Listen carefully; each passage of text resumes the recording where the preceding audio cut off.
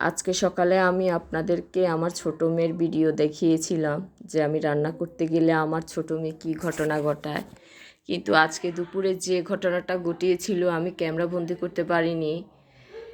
আজকে দুপুরে যেটা করছে সেটা হচ্ছে দুপুরবেলা সে ফ্রিজ থেকে ঠান্ডা জুস খেতে চেয়েছিল। আমি দিনেই বলে রাগ করে কি করছে, আমার এই মোবাইলটাকে জানালা দিয়ে ফেলে দিয়েছে। ফেলে দেওয়ার পরে কিন্তু আমি বলতে পারবো না কখন যে সে ফেলে দিয়েছিল। দুপুরে খাওয়া দাওয়ার পরে যখন আমি মোবাইলটা খুঁজতে যাই তখন আমি এই মোবাইলটা কিন্তু পাই না। যখন পাই না ভাবছি কোথাও না কোথাও হয়তো বা আছে, দেখি যে কোথাও এটার কোনো দেখা মিলছে না। পরে আমি আমার মোবাইল থেকে আরেকটা মোবাইল থেকে আমি কল দিলে এটা কোনো রেসপন্স নাই, বন্ধ বলতেছে বারবার। পরে নিচে থেকে যাই দেখে আসার জন্য, চিপাতে পড়ছে কিনা দেখার জন্য নিচে গেলাম। যাওয়ার পরে দেখি যে সেখানে গুমতি টাওয়ারের কিছু লোক ওইখানে কাজ করতেছে, ওয়াইফাই লাইনের নাকি ডিশের লাইনের শিওর আমি জানি না, ওইখানে লোকজনরা কাজ করতেছে। পরে ওদেরকে জিজ্ঞেস করলাম যে আচ্ছা এখানে কি একটা মোবাইল পড়ছে, আপনারা তো এখানে ছিলেন, আমার এই বরাবর জানালা দিয়ে কি কোনো মোবাইল পড়ছে? ওরা বলতেছে যে দেখি নাই। পরে দেখি যে নিচে আমার মোবাইলের কাভারটা পড়ে আছে। কাভারটা যখন পড়ে আছে তখন ভাবলাম যে নিশ্চয় ওরা কিছু না কিছুই জানে।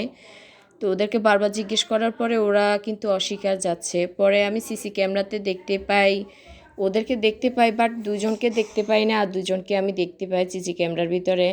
তখন জিজ্ঞেস করার পরে ওরা একদম অস্বীকার যাচ্ছে। পরে বলতেছি যে দেখেন ভাই, আমার মোবাইলটা কিন্তু এত দামি না, কিন্তু আমার এই মোবাইলটা খুব দরকার। এই মোবাইলের ভিতরে আমার সব কিছু ডকুমেন্টস, সব কিছু আমার এই মোবাইলের ভিতরে যদি পেয়ে থাকে তাহলে আমি আপনাদেরকে সম্মান করব। এগুলো বলে এভাবে বলার পরে ওরা বলতেছে যে আচ্ছা যদি আমরা নিয়ে থাকি বা আমাদের কোনো লোক যদি নিয়ে থাকে তাহলে আপনাকে ফোন করে জানিয়ে দেওয়া হবে। যদিও আমার বিশ্বাস হচ্ছিল না তাদের এসব কথাগুলো। সে বলতেছে যে অ্যাক্টিভ কোনো নাম্বার আপনাদের আছে কি না দেন, থাকলে আমি আপনাকে আধা ঘন্টার ভিতরে জানিয়ে দিচ্ছি। তখন আমি বলছি কি আমার সাথে কি দুষ্টামি করতেছে নাকি। যাই হোক, তারা চলে গেছে। চলে যাওয়ার প্রায় আধা ঘন্টা পরে, আধা ঘন্টা বেশি হয় নাই, তার অল্প কতক্ষণ আগে তারা কিন্তু ফোন দিয়ে বলতেছে যে আপনার মোবাইলটা পাইছি, তবে আপনার সিমটা নাই, সিমটা ফেলে দেওয়া হয়েছে। আমি যে আচ্ছা ঠিক আছে, আমার সিমটা যাক, আমার মোবাইলটা একবার দেন ভাই। যখন সে হাতে হাতে দেওয়ার জন্য আমাদের বাসার গলিতে আসছিল, পিছনে কিন্তু অনেক মহিলা পুরুষ কিন্তু জড়ো হয়ে গেছে। যদিও ওদেরকে কোনো কিছু করার ইচ্ছে ছিল না বা বলারও ইচ্ছে ছিল না, আমার প্রয়োজন ছিল শুধু আমার মোবাইলটা পেলেই হয়। পরে দেখা যাচ্ছে যে ওরা যখন হাতে হাতে দিতে আসবে এমন অবস্থায় আমার পিছে লোক দেখে ওরা ভয়ে পালিয়ে গেছে। পালিয়ে যাওয়ার পরে আমি যখন ফোন দিছি, আপনারা মোবাইল দিতে আসি আবার দৌড় দিয়ে চলে গেলেন কেন, আমার মোবাইলটা দিতেন। বলে যে আপনি তো লোক ঠিক করে রাখছেন। আমি যে আরে আমি তো লোক দিয়ে তো আপনাকে মারবো না, আমার মোবাইলটা দেন।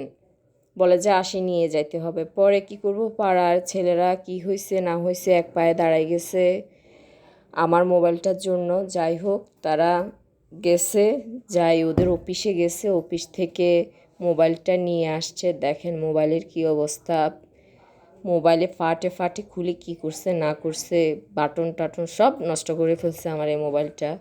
যদিও আমার এই মোবাইলটার দাম বর্তমানে 8 থেকে 9 হবে, বেশি হবে না। কিন্তু আমার এই মোবাইলটা কিন্তু চেন্নাই থেকে আনা এই মোবাইলটা। তো আর কি বলবো, মেয়ের কথা বলে শেষ করা যাবে না। একটা আসলে প্যারার মধ্যে আছি। দোয়া করবেন সবাই, আল্লাহ যেন সবাইকে হেদায়েত দান করে। ধন্যবাদ।